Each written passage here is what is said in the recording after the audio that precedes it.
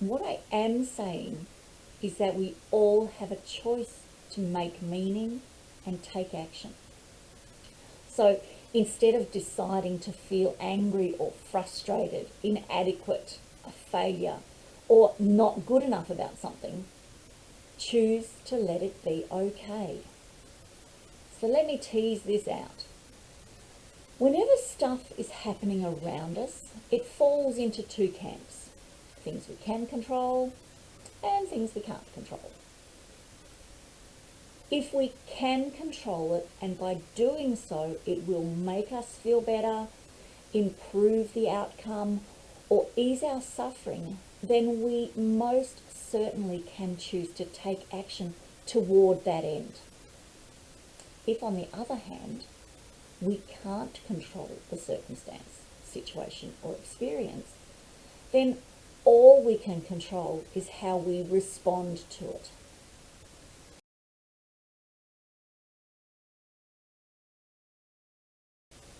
Hi there, lovelies. I'm Rhonda Crimes. I'm a life and leadership coach supporting everyday people just like you to reflect and rework your everyday stories so you can step into the everyday leadership of your families and communities and create compelling, meaningful and fruitful lives every day. So today let's talk about it can all be okay if you let it. I spend a great deal of my time working with and listening to some really fabulous everyday women in my community. These are the women usually in the silent majority, just going about their daily lives, doing the do, day in and day out. And usually I love hearing what they have to share. But sometimes it makes me sad when they tell me about all the things going on around them and how they feel they have no control over it, and how it makes them feel angry, frustrated, inadequate, a failure, and never good enough. You know, I used to feel just like that too, much of the time. One of the greatest lessons I learned and have tried to implement into my life, especially in these types of situations or circumstances, was about letting everything be okay. Now, before you shut me down, let me explain further what this can mean for you. I'm not saying you should be happy with what's happening if you aren't. I'm not saying you are condoning an action or a behaviour if it goes against your principles or values. Nothing like that at all. So stick with me, lovely. What I am saying is that we all have a choice to make meaning and take action. So instead of deciding to feel angry or frustrated, inadequate, a failure, or not good enough about something, choose to let it be okay. So let me tease this out. Whenever stuff is happening around us, it falls into two camps. Things we can control and things we can't control. If we can control it, and by doing so it will make us feel better, improve the outcome, or ease our suffering, then we most certainly can choose to take action toward that end. If, on the other hand, we can't control the circumstance, situation, or experience, then all we can control is how we respond to it. The COVID pandemic has provided so many opportunities for this practice. There are so many layers to this experience, and each of us has been impacted to varying degrees of difficulty and uncertainty. More often than not, those impacts have been outside our individual control, like lockdowns, border closures, travel restrictions, social distancing, and then the ripple effect they have had upon our plans, hopes, and aspirations. So once again, we can only choose how we respond. we can choose to feel unfairly treated, to blame the governments and many leaders for failing us. And by the way, I agree, there is definitely an element of that across the globe. We can choose to feel angry at others for not doing what we consider to be the right thing. We can choose to feel so many things that bring out our self-righteousness, our disdain, our resentment, our hopelessness, and all the other things I'm sure you have all felt. I am the first person to agree we need to feel our feelings, acknowledge them for the healthy signals that they are, and then to sit with them and observe them, and then let them move through. I'm also the first person to warn against becoming too attached or too resistant to them, especially the uncomfortable emotions and feelings that cause us to suffer.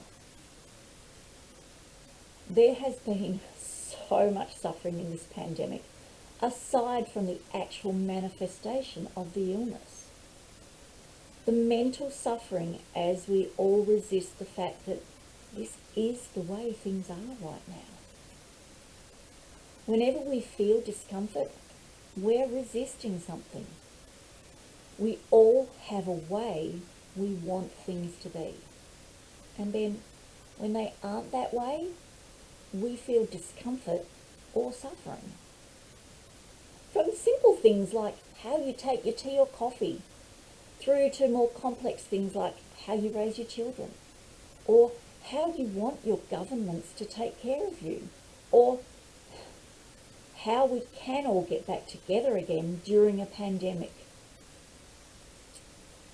Where we get into real discomfort is becoming addicted or attached to our way.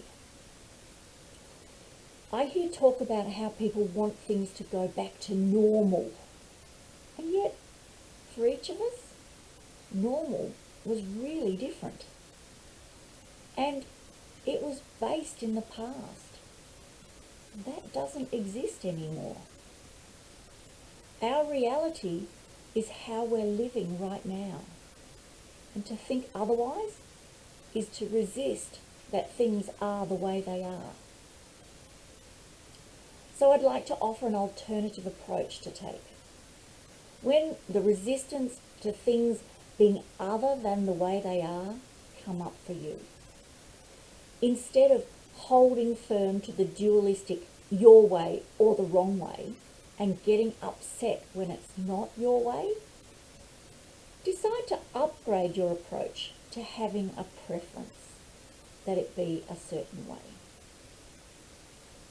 When something that is not what you want, rather than feeling attached to the forces outside your control and feeling discomfort or suffering, like getting angry, sad, fearful, anxious and the like, you simply prefer things to be a certain way. But you're no longer attached to them being that way. Simplistically, you might prefer to take your tea with milk and sugar. But if there is no milk, you can decide to drink it black or decline the offer and be okay with that. So your own inner peace and happiness is no longer controlled by external forces outside your control. Now, I know this can be a really big pill to swallow. Essentially, it's saying, to the degree a person is willing to let whatever be okay, they do not suffer. When we build our maps of reality, we have rules for how we know or suppose things must be. But it doesn't matter how much we protect these rules, they are often violated by ourselves or others. Now, this is not to say you can't work toward a higher standard or toward making things better for yourself. Far from it. All I'm suggesting is that instead of being fully emotionally attached to the outcome, you have a preference for it. You will still work mightily towards it, but with less suffering and more inner peace or equanimity. This is also not apathy or disinterest. You can intensely prefer for things to be a certain way. But if for some reason they aren't, you don't get thrown off course. The key to handling challenging situations, thoughts or feelings is not through resisting them, but in accepting them as possibilities. Accepting what you think and feel and what happens around you may be uncomfortable. Accepting what is happening is not what you would have preferred. In thinking this way, it becomes clearer that although we may think our discomfort is created by the thing we don't like or that we're resisting, in actual fact, our discomfort is caused by our own resistance. When we stop resisting, the discomfort stops. While it may seem like the pandemic or the government or the people not behaving as we expect them to is creating your discomfort, it is really your reaction to it. The meaning you make of it or your unwillingness to accept it. That is creating the discomfort. You are choosing to be angry, to be anxious, to be disappointed, and everything else you're feeling. Through acceptance, you can empower yourself to heal, to release unresolved mental or emotional material, or to transform. Until and unless you can accept what you're thinking or feeling as a perfect manifestation or display of your actual reality, you will remain with a detrimental attachment to the map of reality you created before COVID. By being fully present to and accepting of your thoughts and feelings, you're opening the pathways to your unconscious to become more chaotic and then reorganize itself into progressively higher levels of functioning. When you sense discomfort, you are sensing resistance. When you sense resistance, bring acceptance. Once you stop resisting, ironically, you will become much more effective in creating external changes that you do have a preference for. And this is because you're not stuck in a downward spiraling loop of resistance and discomfort that your attachment is dictating and creating. Now, this is all esoteric and cliched unless it's put into everyday practice. And while a daily meditation practice is really beneficial, actually just bringing conscious, expanded awareness of letting everything be okay will make a world of difference. I know this to be true for myself. So set it up as a computer screensaver, make it your phone's homepage, stick it on the bathroom mirror, put it anywhere you'll see it regularly. And then, when you find yourself in discomfort, or as you now realize, resistance, bring in radical curiosity and just watch yourself. Become really aware of your actions, your reactions, and remind yourself of the saying. As you begin to watch yourself, you will notice, if you allow complete honesty and unbiased curiosity, that you do indeed create your own suffering, and it actually doesn't come from the environment.